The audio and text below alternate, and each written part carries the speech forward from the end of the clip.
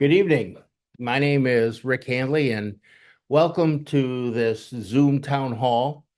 Um, I'm sitting here in my home at Danbury Drive here in town of Malta.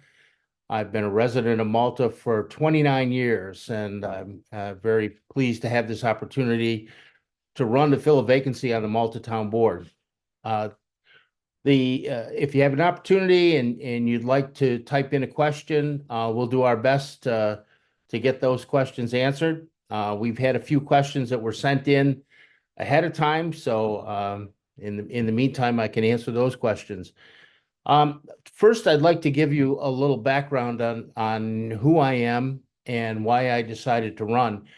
Um, I have a long history of working in government. I started my career working at the county level in the county planning agency in Oneida County. I later worked for New York State, and I worked for a nonprofit in Washington, D.C.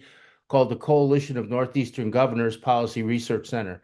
So I've been a policy person for a long, long time, and I have a particular area of expertise in energy policy. Um,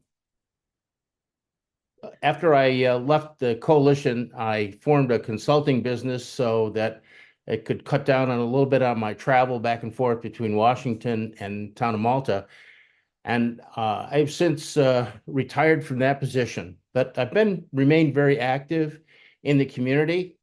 I've been a volunteer for CareLinks. I was a Little League baseball coach in Round Lake.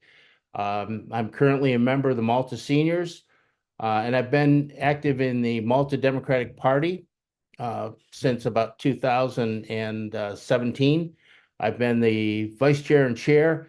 And in that relationship with the committee, I've come to know a lot about what's been going on in Malta. I attend the town board meetings, I attend workshops and hearings, and I've been very active in campaigns for Malta Town Council and supervisor in the past. In my life, I've also been a member of two board of directors for nonprofits, and I also was a president of a chamber of commerce back in my hometown in Clinton, New York.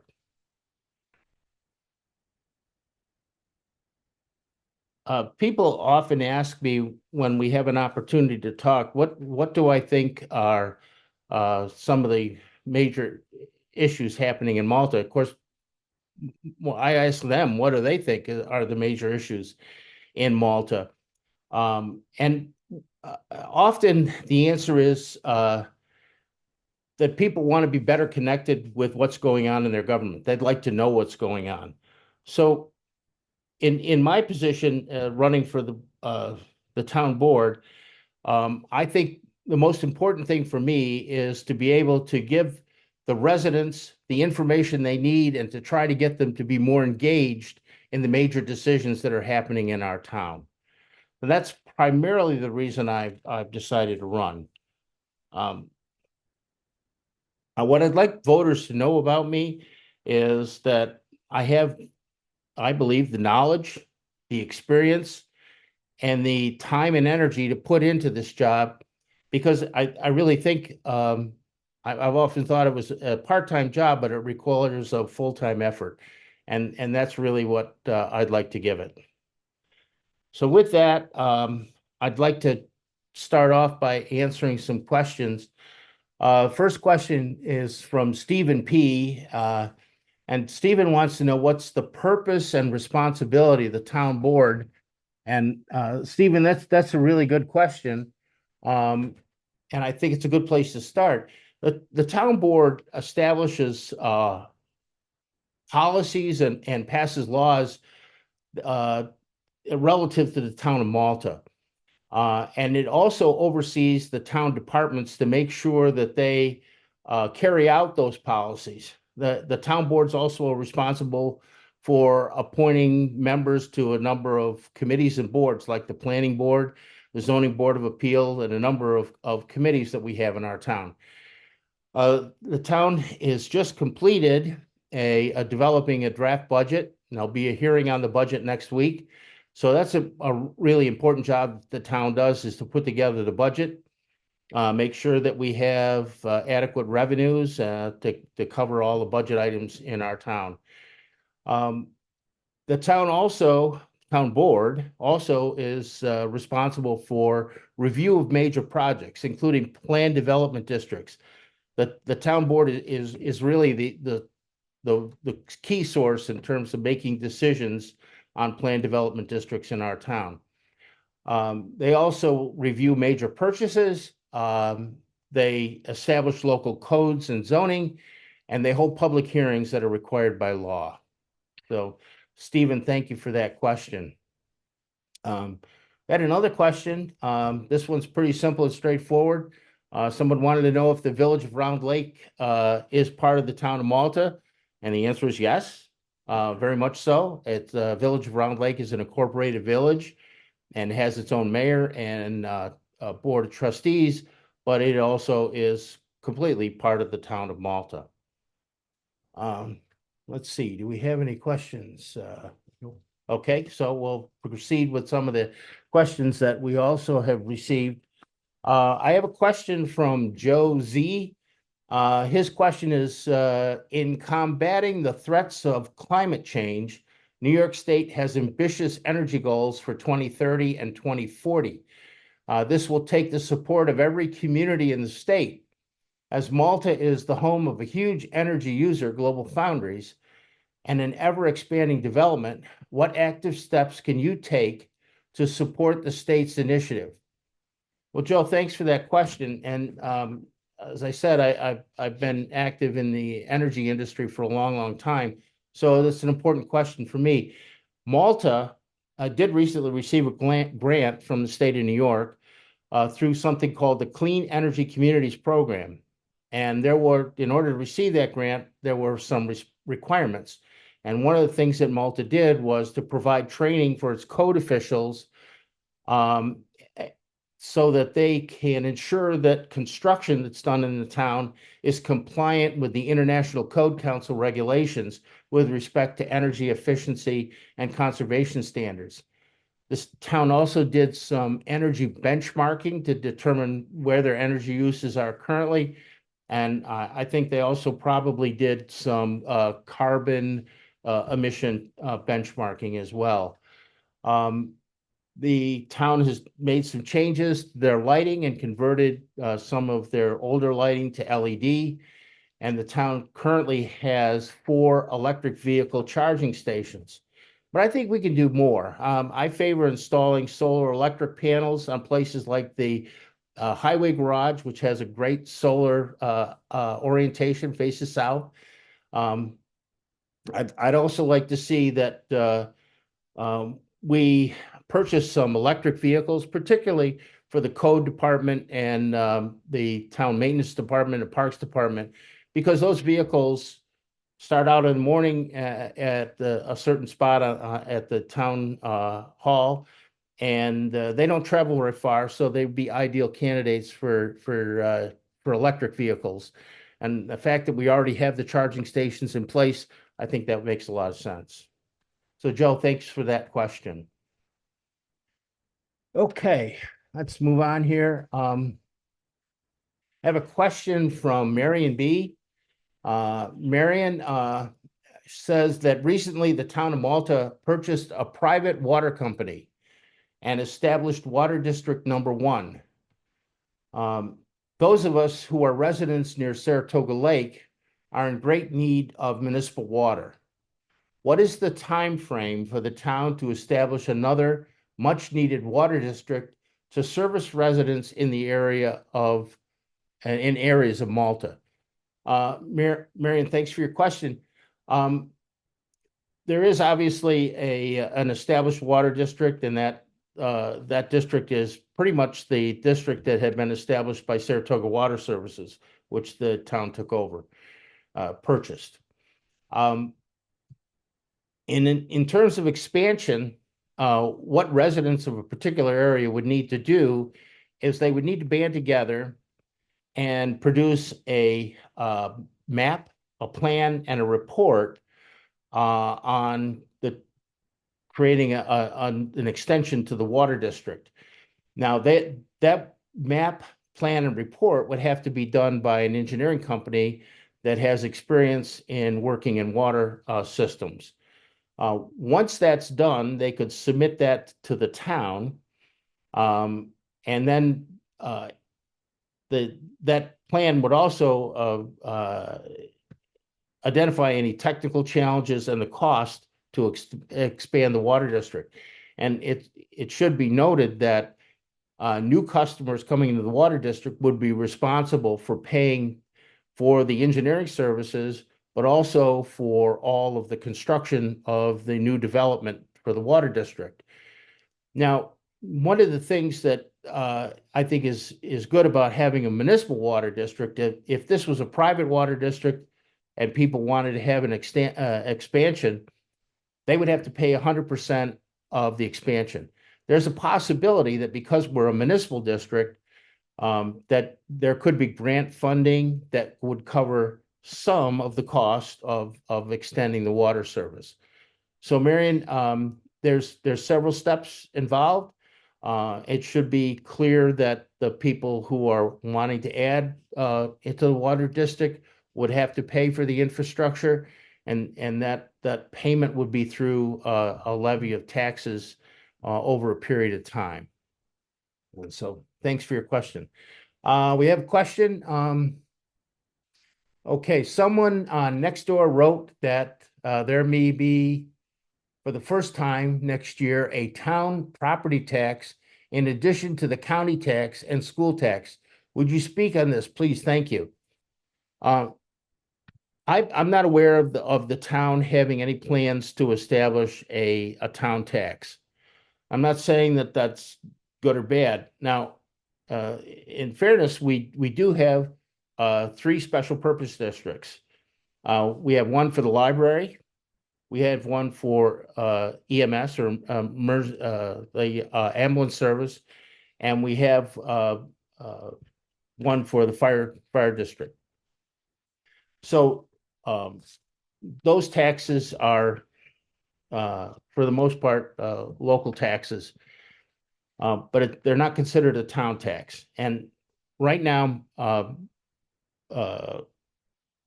that's paid for out of revenue that we share with the county, which comes from sales taxes. In addition to the sales tax revenue that we get from the county, the town also receives income from mortgage taxes as well as building permits. In the last couple of years, due to increasing prices in mortgages and as well as the pandemic, building permits have been down, as well as there have been more and more people buying homes in Malta with cash and not taking out mortgage, so there's not as much mortgage tax. So that's created a little bit of pressure on the town budget, but to my knowledge, no one has said that they would that the town is proposing to have a town tax. But as I said, that could change, and I would certainly be open to looking at it, but at this time, I don't see any reason why we would have to do that.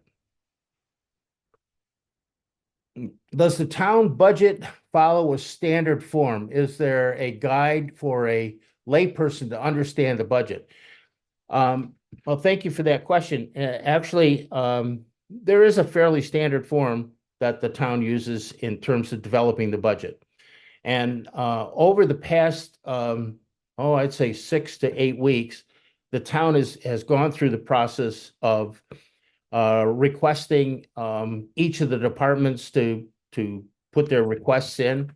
In addition to that, the town board has held workshops with the various departments to go over their requests. And just this week, the town board approved a tentative budget for 2025, and that will go out to a public hearing, which will be set by the town board. And I think it will be sometime later this month. And frankly, I can't tell you off the top of my head what the date is, but if you would go to the Town of Malta website and you look at the town board agenda, it will indicate to you what the date is for the hearing for the town budget. Let's see, did I answer all that parts of the standard form? So yes, there's a standard form, and as far as understanding the budget, I mean, it's pretty straightforward. It's not rocket science. You've got pages of revenue streams coming in, and you have requests for by the various departments for funds, and you put the two together, and hopefully it balances.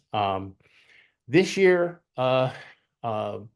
it balanced, but the tax levy in the town is going to be more than 2% more than it was last year. So the town is going to hold a public hearing to determine if they should exceed the tax cap. Now, the tax cap is something that the state legislature put in place to help mitigate the rapidly rising taxes in towns. Malta has not, I think, exceeded the tax cap very often. And I don't think that the exceeding the tax cap this time is going to be very high. And there's a couple of reasons why this is occurring.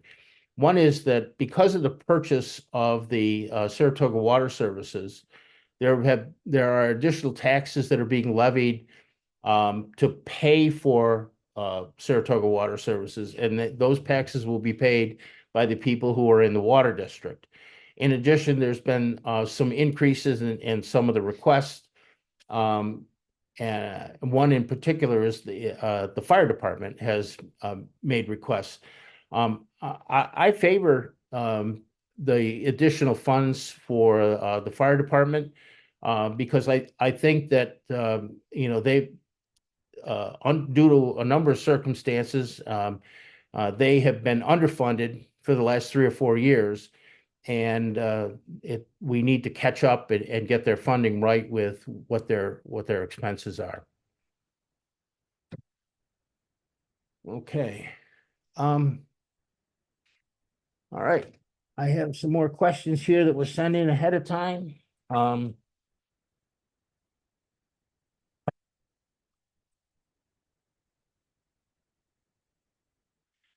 Here's a question that came from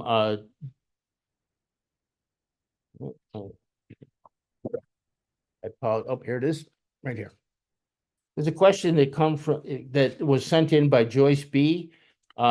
Joyce asked, she would like to know about the powers granted to the planning board, especially since the members of the planning board are not elected by the residents and serve for, in her words, lengthy 7-year terms.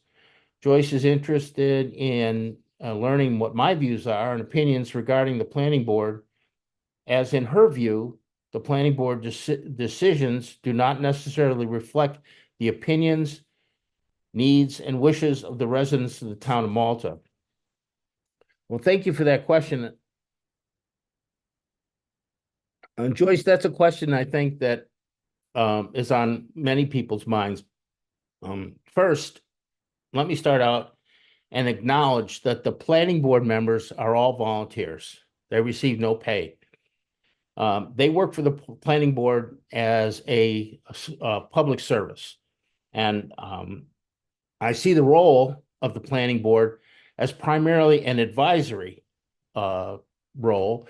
And they're supposed to be, or they do, review and determine if any of the development of the town is in compliance with the existing zoning regulations. So as a member of the town board, I would be one of the 5 people who would appoint planning board members. And I think the town board needs to assure that that the people who are appointed to the planning board are qualified and to serve and understand their role. Another role of the town board is to inform the residents of the function of the planning board. The town board is responsible for establishing the local codes and zoning regulations, not the planning board. As if you say, Joyce, in your question, that the residents uh, I'm sorry, that the residents are not pleased with the decisions of the planning board. That's on the town board, not the planning board, because it's the town board that makes the decisions on what is the zoning regulations and the codes in the town. I think one of the things that we need to do is we need to do sort of a tutorial or a YouTube video on what the role of the planning board is and put it on the town website so that people can better understand what the planning board does. The other thing is that I think it's very important for us to live stream, like we do the town board meetings, the planning board meetings, and the zoning board of appeals, and the workshops, and the hearings that occur in the town. And the reason I think that's important is because the more people understand and know, the more that they can become engaged in what's going on in the town. So if people are not happy about something that's in terms of the code or how the town board is handling it, at least they have the knowledge of what's happening and they can bring that up to the town board. So that's something that I think is very important. Keep in mind too that any proposals for new development projects in the town that come before the planning department and planning board are very much a work in progress. So sometimes somebody makes a proposal for a project or development in the town, and it sort of gets blown out of shape because the planning board hasn't had real time to vet it, and the planning department has not had time to vet it, and that these plans often change, and they could change quite dramatically from the time that they're first submitted till the time that they get completed. So again, if the public has more information and understands that better, and they see the progress that's being made, I think they'll feel more comfortable with what's going on. So thank you for that question. I'm sorry for the long answer, but I think it's important. Let's see, any other questions?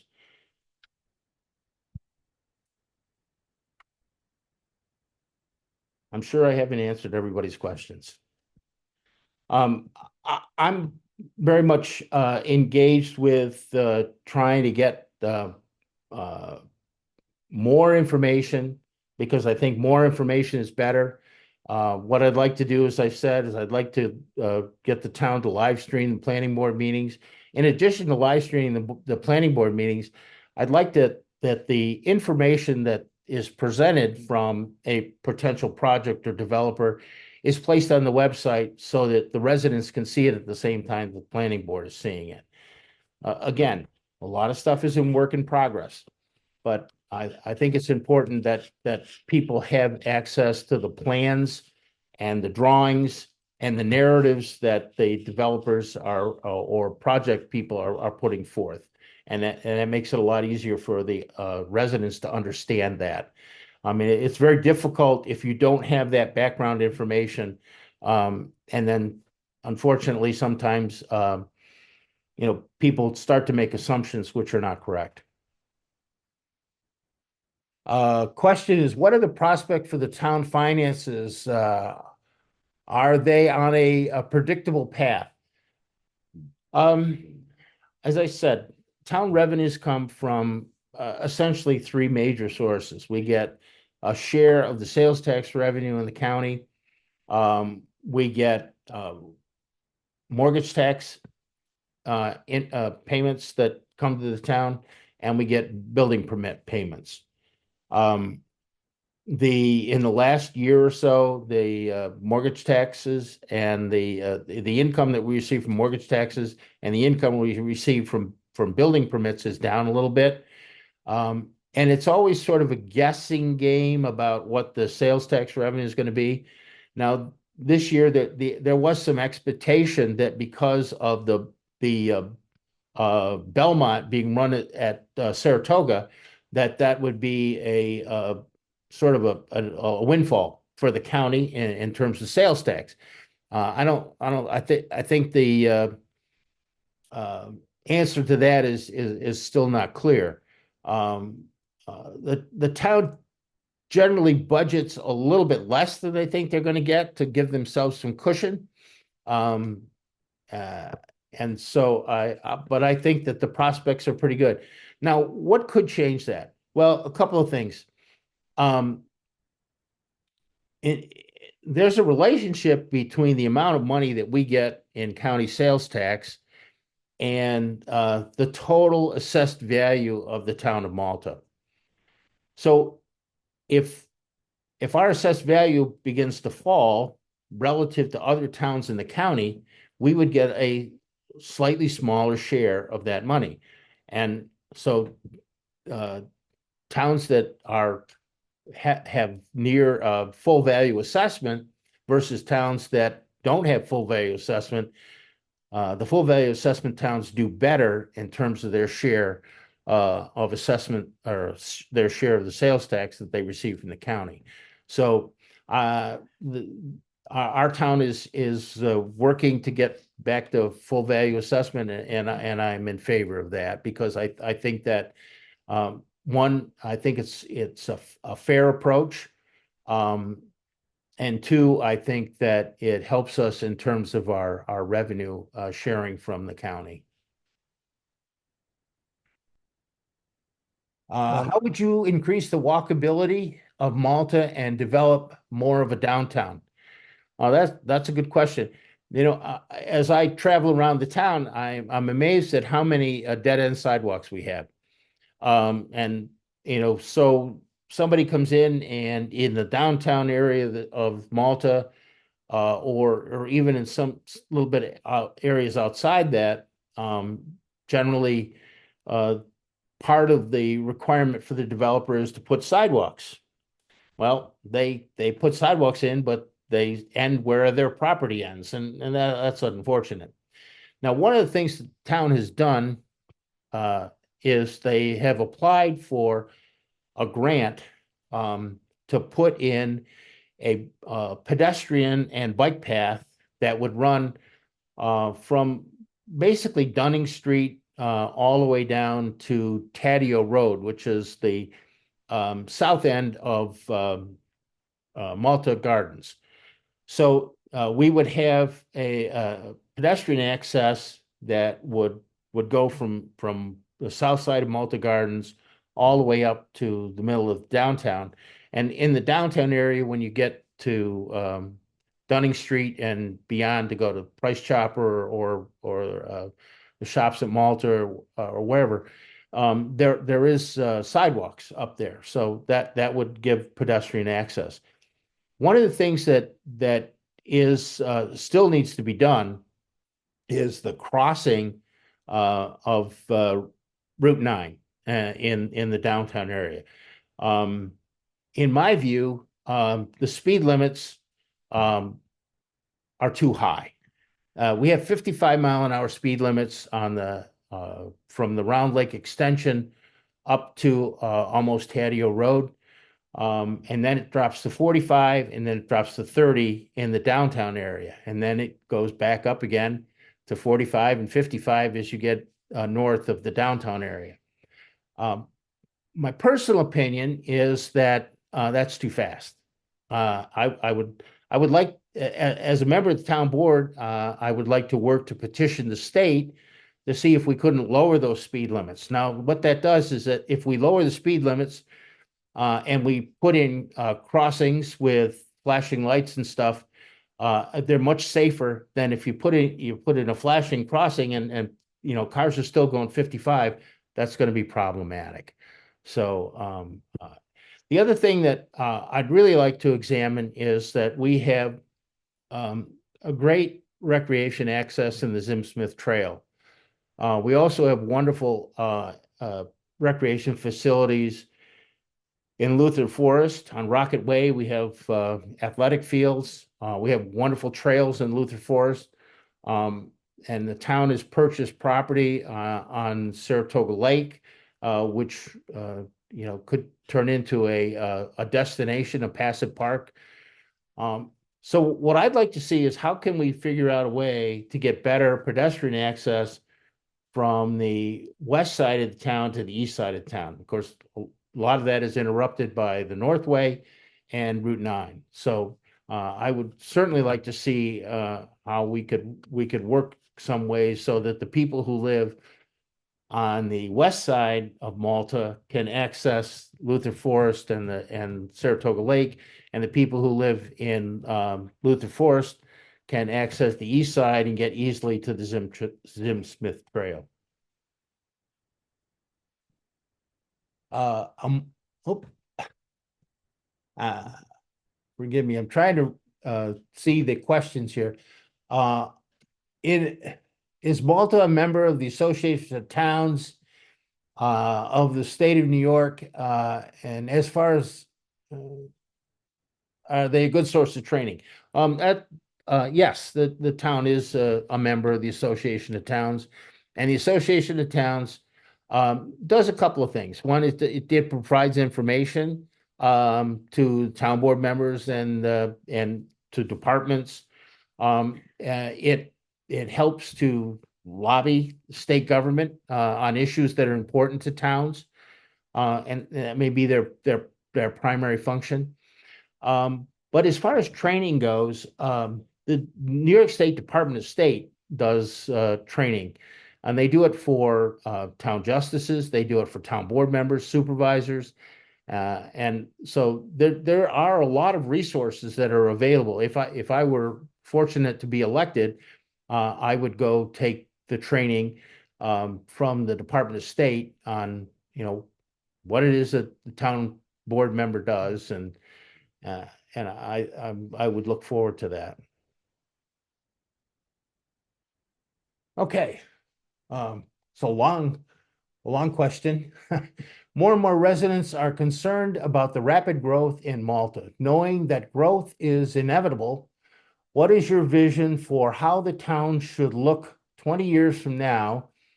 And what is your view on planned development districts, which can lead to less predictable growth patterns and stay away from the town and stray away from the town comprehensive plan? That's a good question. Thank you, Kathy, for sending that in. Let's see. Let me start. Yeah. I'd really like to be around in 20 years to see what the town looks like. That would be great. Um, let me uh, First of all, let me talk about the planned development districts. The planned development districts are uh, the legislation that created them really needs to be changed and it needs to be updated.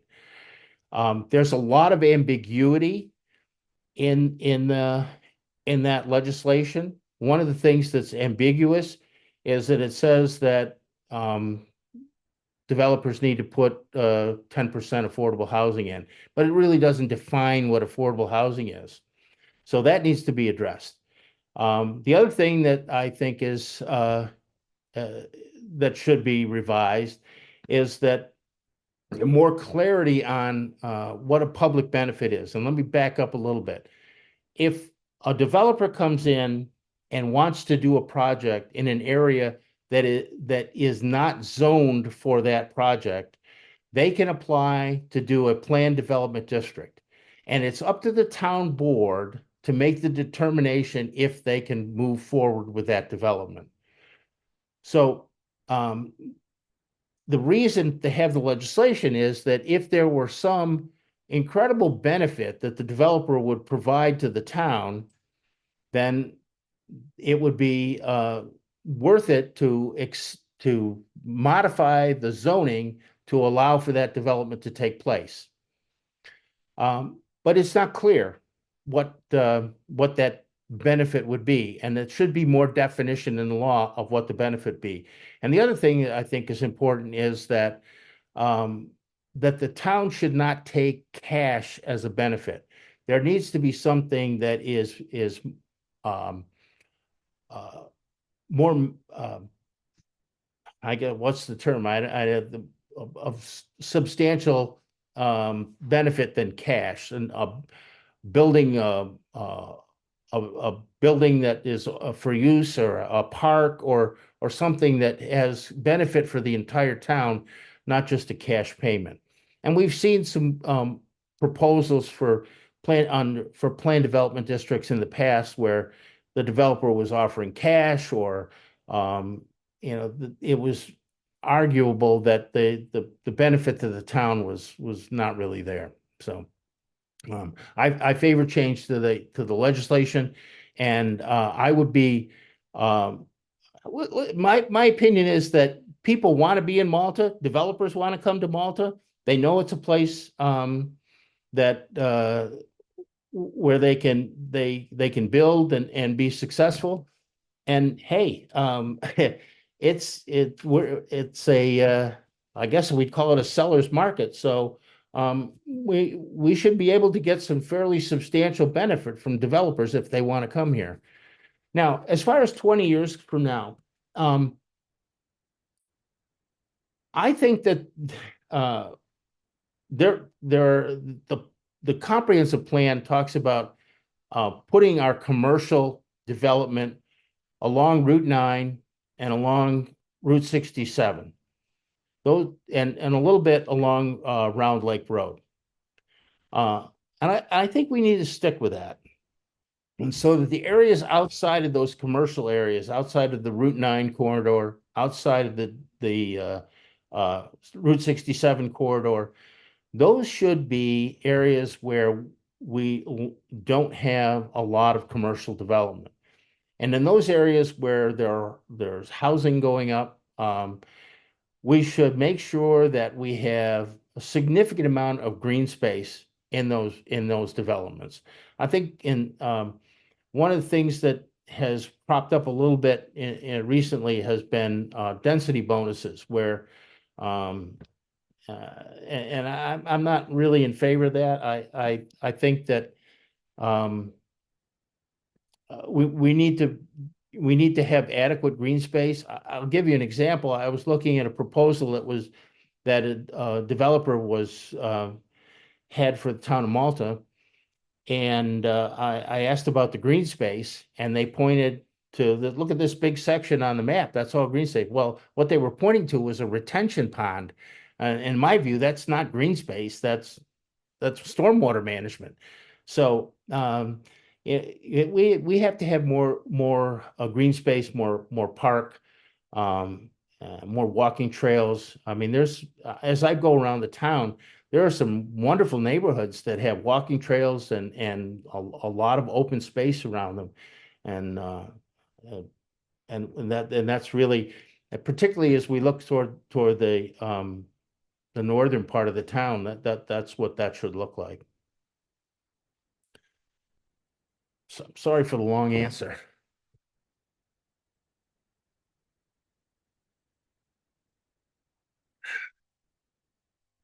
Here's a question from Paul.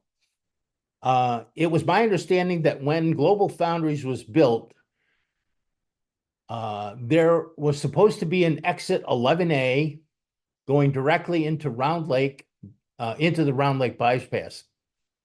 Is it extremely hard to deal with traffic at exit 11 during rush hours?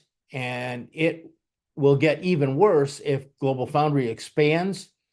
Is there a role Malta can play in promoting an exit 11A or opposing the expansion of Global Foundries without such an exit? Um, well, I'm ex opposing the expansion of Global Foundries would be pretty harsh.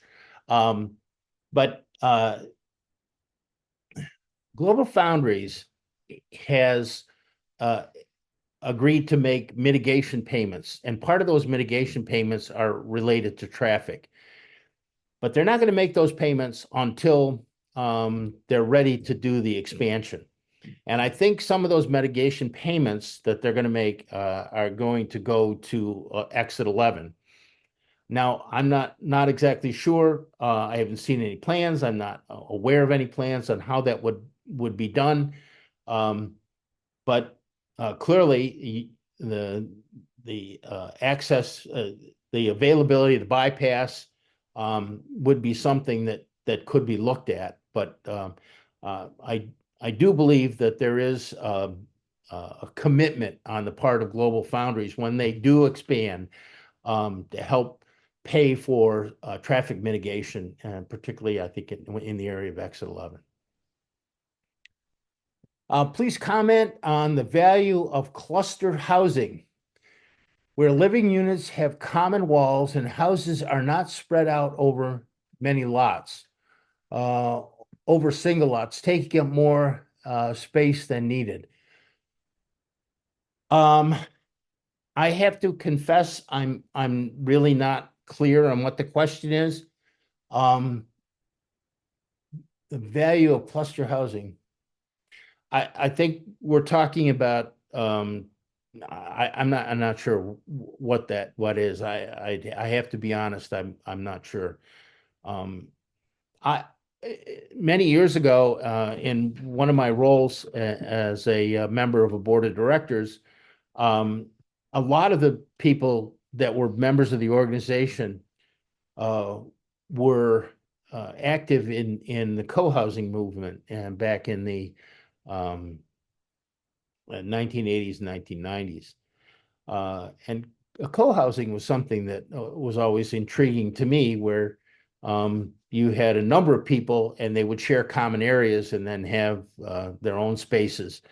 Um, and it made sense in some ways because, particularly if you had multi-generational families living in a co-housing unit. I mean, you had kind of built-in babysitters, and it made for like a giant extended family. And those co-housing units didn't take up a lot of space, but that was something that architects were involved in, um, 30 years ago, and I haven't heard much about it recently.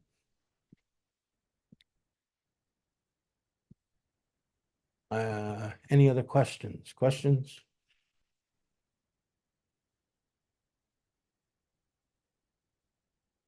I'm excited about the opportunity to serve on the town board. Like I said, I attend the board meetings. I attend the workshops.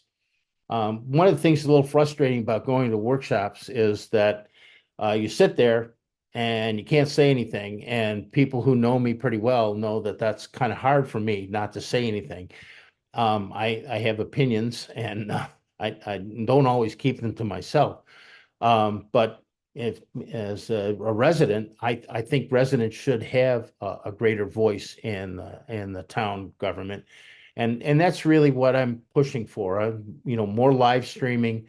As I see lots of families, and it's not just young families; it's families of all ages that are stretched with a lot of things they're doing, and they can't always make a 6 o'clock board meeting, or they can't make an 8 o'clock a.m. workshop or a public hearing.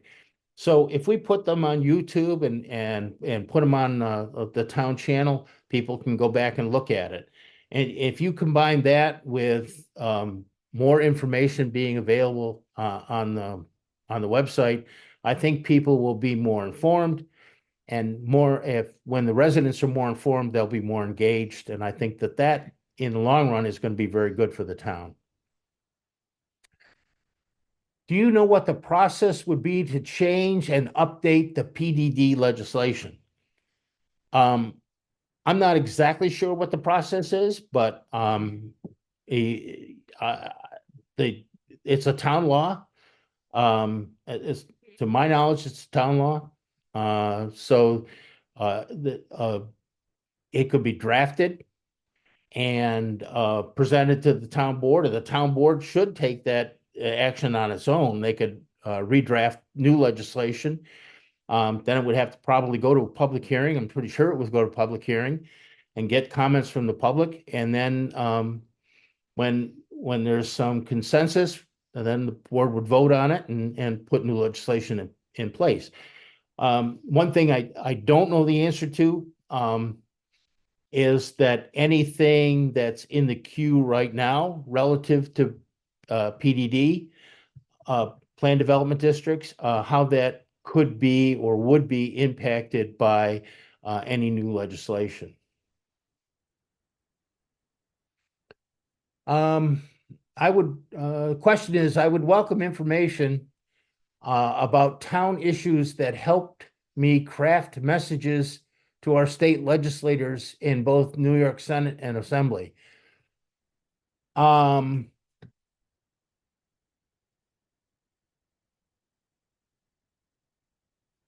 So I think the question is, if I understood it correctly, is how can a resident get more information so that they can then essentially lobby or contact their state legislators. I'll give you an example where that might make sense. Let's say Route 9 and the speed limits. That's a state road. It's the decision of the State Department of Transportation on how they determine the speed limit. A lot, and there are formulas that they would use, and those formulas would include traffic volumes and sight distances and the number of roads that come in and out. But I still think that, you can sort of move things along if you talk to your state legislators and say, this is an important safety issue for us here in Malta, and we'd like to see, an opportunity to sit down with the DOT, New York State DOT, and talk to them about what we can do or how we would go about making that section of road that runs essentially from the Round Lake bypass all the way up to could be all the way up to exit 13 and reduce the speed there. A few years ago, the town applied for a grant from the federal government. It was called Complete Streets. And my understanding is that they got some money, but they didn't get all the money that they wanted. So they didn't complete all of the things that they were hoping to do in the Complete Streets. What Complete Streets does is it really helps to promote safe streets. It helps with pedestrian access and makes it safer for pedestrians and cars to interact. I think it would be good to go back and review that. It also would be, I think, appropriate to look at, well, we've got the comprehensive plan that was recently adopted by the town board, and we're in the process right now of updating our zoning and our codes to align with the comprehensive plan. And that's a process that's going to take a number of months.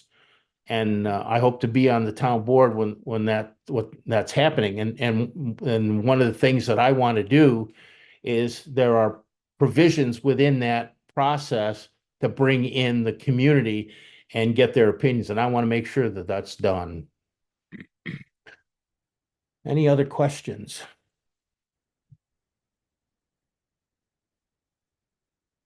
I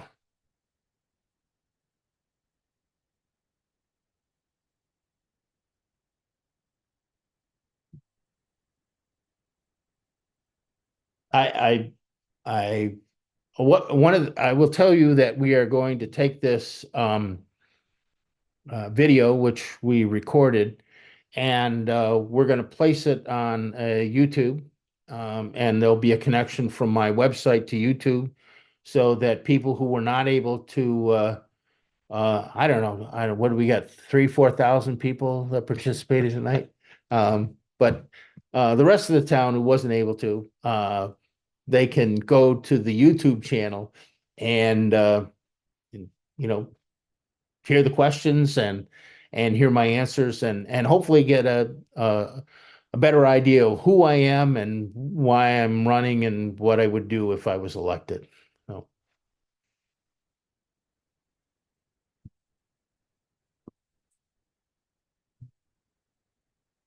I guess I've solved all the challenges that we have in Malta. Uh, uh, Early voting starts Saturday, October 26th. You can vote in Malta at the community center. I'm sorry, town hall, and uh, then if you don't make early voting, um, you can vote in your regular uh, election district on November 5th. Um, I encourage people to vote, uh, irrespective of who they decide to vote for, but go out and vote. It's important. I hope that people, when they do vote, um, they stay on the ballot and they vote for all the offices that are running. We have uh, people running for county treasurer. We of course have state legislative races, the state senate and state assembly.